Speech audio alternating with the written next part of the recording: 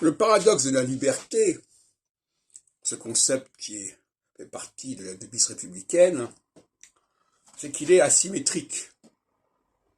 Plus je prends de la liberté, plus je contrains autrui, puisque ma liberté me permet, en quelque sorte, d'être plus ou moins imprévisible, et de prendre des libertés, justement.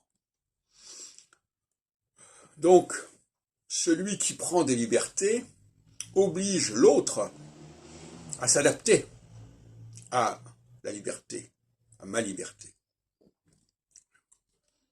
Ou alors, si deux personnes, chacune de son côté, prennent leur liberté, qu'est-ce que ça va donner? Un dialogue de sourds, comme on dit. Un dialogue de sourds, c'est lorsqu'il y en a un qui est libre et l'autre qui l'est également et qui ne veut pas prendre la peine d'écouter l'autre.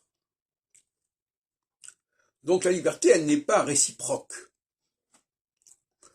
Je prends le cas de la langue française, qui pour moi est un vecteur majeur de la liberté à la française, si on peut dire.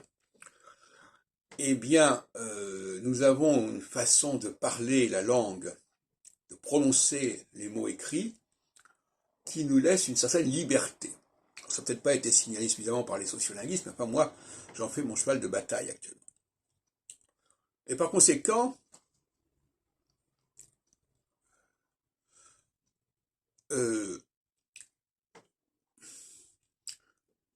si je me permets de parler le français d'une façon personnelle, qu'en est-il de celui qui m'écoute?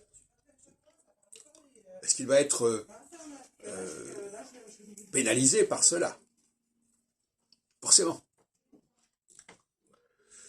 Donc il faut bien comprendre quel est le coût de la liberté personnelle. Et d'une certaine manière, c'est déjà une forme d'inégalité, puisque la devise française, c'est liberté, égalité, fraternité. Ben, s'il y a liberté, il n'y a pas inégalité, il n'y a pas égalité. On va poser les choses comme elles sont.